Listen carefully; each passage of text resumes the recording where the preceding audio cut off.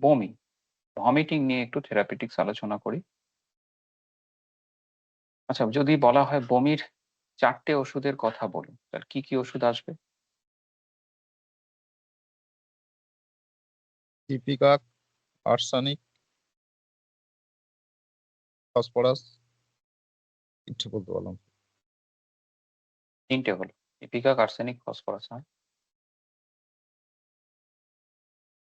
নাগভূমিকা। নাক্সভূমিকা। তাহলে ৪ টে ওষুধ হলো। আরো ২ টো ওষুধ চাই। আরো ২ টো ওষুধ চাই। আর কি ওষুধ আসবে? নাক্সভূমিকা। হ্যাঁ। Populous populous indica. Populous indica vomiting এর জন্য ডে টু ডে ভমিটিং এর জন্য খুব একটা আসে না। পপুলাস ইন্ডিকা ওই গাড়ি-টাড়ি চললে যে বমি হয়, তার জন্য পপুলাস ইন্ডিকা ঠিক আছে। কিন্তু কজন রোজ গাড়ি চড়ে?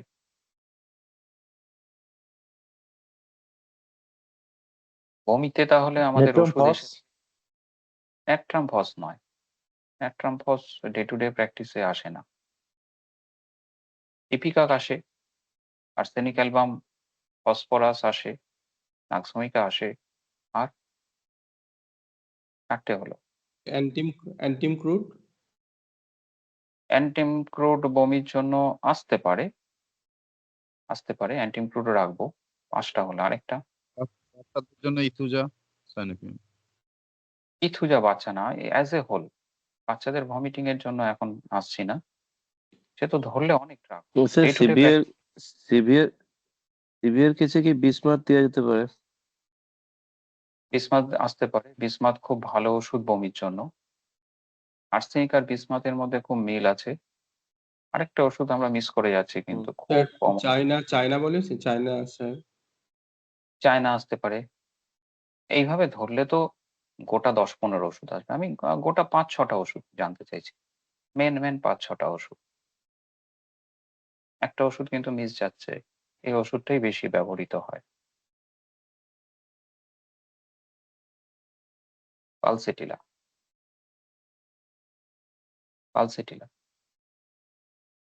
তাহলে মেন যে ওষুধগুলো এলো, nux vomica, pulsatilla, phosphorus, arsenic album, ipecac, আর অ্যান্টিমক্রুড, বিসমাথ, এগুলোই হচ্ছে মেন ওষুধ। বমিতে ব্যবহৃত হয়। আমরা প্রতিটা ড্রাগের খুব বেশি হলে ৫ টা করে সিম্পটম জানবো। এই ৫ টা সিম্পটমের মধ্যে আমরা ডিডি করব, করে প্রেসক্রিপশন করব। ৫ টার বেশি সিম্পটম জানার দরকার নেই। বেশি সিম্পটম মাথায় রাখলে গন্ডগোলে পড়ব। তাহলে প্রথম হচ্ছে অ্যান্টিমক্রুড। অ্যান্টিমক্রুডের মেন ইন্ডিকেশন কি? অ্যান্টিমক্রুড আমরা বমিতে ব্যবহার করতে পারি। বমির জন্য একটা ভালো ওষুধ অ্যান্টিমক্রুড। অ্যান্টিমক্রুডের বমিটা সাধারণত গরমকালে বেশি হয়। শীতকালেও হতে পারে, তবে 80% কেসে গরমকালে অ্যান্টিমক্রুড বেশি আসে। বিয়েবাড়িতে নেমন্তন্ন বা রিচ খাবারের পরে বা খুব রোদে ঘোরাঘুরি করার পরে অ্যান্টিমক্রুড গ্যাস্ট্রিক আপসেট তৈরি করে। অ্যান্টিমক্রুডের মেন ইন্ডিকেশন হচ্ছে টাং। অ্যান্টিমক্রুডের টাং দেখেই প্রেসক্রিপশন করতে হবে। খুব ইম্পর্টেন্ট। টাংটা কেমন হবে? হোয়াইট থিক কোটেড টাং হবে।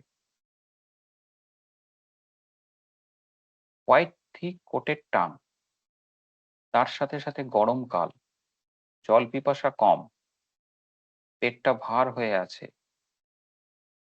বিশেষত বাচ্চা যদি হয়, বাচ্চারা খুব মেজাজি হয়ে যায়। বাচ্চাদের সাথে কথা বলতে গেলে বা পেটটা দেখতে গেলে সে রিঅ্যাক্ট করে। পেটে তুমি হাত দিতে যাচ্ছ, চিৎকার করে ওঠে, রিঅ্যাকশন দেয়, সরিয়ে দেয়, কান্না করে, তোমাকে ঠেলে সরিয়ে দেবে। এটা হচ্ছে অ্যান্টিমক্রুড। তাহলে মেন সিম্পটম হচ্ছে গরমকাল, টাংটা কেমন? ঠিক হোয়াইট কোটেড, জল পিপাসা নেই, বাচ্চারা মেজাজি, আর রিচ খাবারের পরে পেটটা ভার হয়ে আছে। এটা হচ্ছে অ্যান্টিমক্রুড। তাহলে এখানে জল পিপাসা নিয়ে আরেকটা ড্রাগ আছে, সেটা হচ্ছে পালসিটিলা। আমরা সবাই জানি। পালসিটিলার টাংটা এতটা থিকলি হোয়াইট কোটেড হয় না, হালকা একটা হোয়াইট ফিল্ম থাকে। কিন্তু অ্যান্টিমক্রুডের ক্ষেত্রে এই ফিল্মটা বেশ মোটা হয়। পালসিটিলার ক্ষেত্রে হালকা একটা ফিল্ম থাকে, ওখানেও টাং ড্রাই, এখানেও টাং ড্রাই। জল পিপাসা কোনোটাতেই নেই। পার্থক্য কোথায়? ওখানেও রিচ খাবারের পরে পেট খারাপ, বমি। এখানেও রিচ খাবার পরে পেট খারাপ, বমি। পার্থক্য কোথায়? ওটা গরমকালের জন্য বেশি আসে, পালসিটিলা সারা সিজনের মধ্যে বেশি আসতে পারে। পালসিটিলার ক্ষেত্রে পেটটা একটা ভার হয়ে থাকে, একটা ডেফিনিট একটা হিস্ট্রি পাওয়া যায়। বিয়ে বাড়ি খেয়েছিল, বিশেষত ফ্যাট জাতীয় খাবার খাওয়ার পরে, আইসক্রিম, পায়েস, সন্দেশ খাওয়ার পরে, বিরিয়ানি যেখানে বেশি অয়েল আছে, ফ্যাট আছে, সেগুলো খাওয়ার পরে গ্যাস্ট্রিক আপসেট তৈরি হয়, পেটটা ভার হয়ে যায়। অনেক সময় দেখবেন যে বিরিয়ানি যদি ঠিকঠাক ভাবে দোকানে না হয়, খেলে পেটটা কেমন ভার হয়ে যায়। খাসির মাংস খেলে পেটটা ভার হয়ে যায়, দুপুরবেলা খেলে রাত অবধি খিদেটা থাকে না। অনেক ক্ষেত্রে হয়, আবার অনেক ক্ষেত্রে হয় না। এটা নির্ভর করে যে ওখানে ফ্যাট কোয়ান্টিটি কেমন আছে। যদি ফ্যাট বেশি খেয়ে নিই তাহলে পেটটা ভার হয়ে যায়, কারণ ফ্যাটের ডাইজেশন স্লো হয়, নর্মালি এটা হয়। ফ্যাট খেলে অনেকক্ষণ খিদে পায় না, ফ্যাটের ডাইজেশনটা স্লো হয়, কারণ স্টমাকে ফ্যাটের কোনো মেটাবলিজম শুরু হয় না, ফ্যাটের ডাইজেশন শুরু হয় না। মেটাবলিজম বলবো না, স্টমাকে ফ্যাটের কোনো ডাইজেশন প্রসেস শুরু হয় না। স্টমাকে মেনলি প্রোটিন জাতীয় খাবারের ডাইজেশন শুরু হয়। সেই জন্য কার্বোহাইড্রেট আর ফ্যাট খেলে স্টমাকটা অনেকক্ষণ ভর্তি থাকে। কার্বোহাইড্রেটেরও ডাইজেশন স্টমাকে শুরু হয় না, আর ফ্যাটেরও ডাইজেশন স্টমাকে শুরু হয় না। সেই জন্য স্টমাকটা অনেকক্ষণ হেভি থাকে, ভর্তি থাকে। পালসিটিলার ক্ষেত্রে এই ফ্যাট জাতীয় খাবার খাওয়ার পরে ডাইজেশন প্রসেসটা স্লো হয়ে যায়। স্লো হওয়ার জন্য পালসিটিলার পেটটা ভারী থাকে। পালসিটিলা যখন বমি করে তখন অনেক পুরনো খাবার বমির সাথে উঠে আসে। বলে, ডাক্তারবাবু সকালে যে বমিটা হলো, কালকে দুপুরে যে ভাত খেয়েছিলাম সেইটাই উঠলো। পুরনো খাবার, যেহেতু স্লো ডাইজেশন, সেটা বমির সাথে উঠে আসে। এটা পালসিটিলার মেন ইন্ডিকেশন। যদি বলে, ডাক্তারবাবু আমি যে দুপুরবেলা খাবার খেয়েছিলাম সেটাও দেখলাম সেই ভাতও সকালবেলা বমির সাথে উঠছে, তাহলে চোখ বুজে পালসিটিলা প্রেসক্রিপশন করতে হবে। তার সাথে টাংটা হোয়াইট কোটেড থাকে, হালকা হোয়াইট কোটেড থাকে, জল পিপাসা নেই, একটুও জল পিপাসা নেই। আর পেশেন্ট কিন্তু এত মেজাজি হয় না। অ্যান্টিমক্রুডের ক্ষেত্রে বাচ্চাগুলো বা বয়স্ক মানুষ তো মেজাজি হয়, মেজাজ দেখায়। পালসিটিলার ক্ষেত্রে খুব চুপ করে থাকে, সফট, জেন্টেল নেচারের। আমরা জানি পালসিটিলা বেসিক্যালি সফট, জেন্টেল নেচারের। রোগের সময় এদের মেজাজের পরিবর্তন হয় না, চুপচাপই থাকে। তাহলে জল পিপাসা দুটোর মধ্যেই পেলাম না। এবার ইপিকাক। তাহলে দুটোর মধ্যে কি পেলাম? Tongue coated, white coated. ইপিকাকের টাং হচ্ছে ময়েস্ট, ক্লিন, ময়েস্ট। আগের গুলো ছিল ড্রাই, ইপিকাক হচ্ছে ময়েস্ট। মনে হচ্ছে জিভ দেখতে গেলেই মনে হচ্ছে জিভ থেকে লালা গড়িয়ে এসে টপ করে এক ফোঁটা লালা পড়ে যাবে, এতটাই ময়েস্ট থাকে, মার্কারির মতো। তুমি পেশেন্টকে বলবে, বাবা জিভটা দেখাও তো। পেশেন্ট জিভ বার করবে, দেখবে যে জিভটা একদম ময়েস্ট, স্যালাইভেটেড। এক ফোঁটা লালা যেন টপ করে যেন পড়বে জিভ থেকে। মার্কারির ক্ষেত্রেও আমরা এরকম দেখতে পাই, যে এক ফোঁটা লালা যেন জিভ থেকে টপ করে নিচে গড়িয়ে পড়বে। আমরা ইপিকাকের মধ্যে এরকম ময়েস্ট টাং দেখতে পাই। তার সাথে সাথে জল পিপাসা থাকবে না, ইপিকাক থার্স্টলেস, জল পিপাসা থাকবে না। দেখো এখানে ইপিকাকের বৈশিষ্ট্য হচ্ছে ক্লিন টাং। সাধারণত গ্যাস্ট্রিক আপসেট হলে টাং ক্লিন থাকে না, টাং কোটেড হয়, তাই না? কিন্তু ইপিকাকের ক্ষেত্রে আমরা কি পেলাম? Tongue clean. এটাই ইপিকাকের আনকমন পিকুলিয়ার সিমটম। আর সবসময় একটা নসিয়া ভাব, একটা হাতে সবসময় একটা বালতি নিয়ে ঘুরে বেড়াচ্ছে, হাতে একটা মগ নিয়ে ঘুরে। বাচ্চারা রাত্রিবেলা শুয়ে আছে, বলছে যে একটা ঘরে একটা কিছু রাখো, আমার সবসময় বমি পাচ্ছে, খাবারের নাম শুনলে বমি পাচ্ছে, সবসময় একটা বমি ভাব, হাতে যেন কিছু একটা নিয়ে বসে থাকলেই ভালো। কখন বমি হয়, কখন বমি হয়? বমিটা যতটা হয় তার থেকে নসিয়াটা বেশি থাকে। এটা ইপিকাকের মেন ইন্ডিকেশন। তাহলে ইপিকাক দেখতে গেলে আমরা দেখবো টাং ক্লিন, ময়েস্ট, থার্স্টলেস, আর কনস্ট্যান্ট কন্টিনিউয়াস নসিয়া। বমি যতটা হচ্ছে তার থেকে নসিয়াটা বেশি। নসিয়াটা খুব পেইনফুল ইপিকাকের জন্য।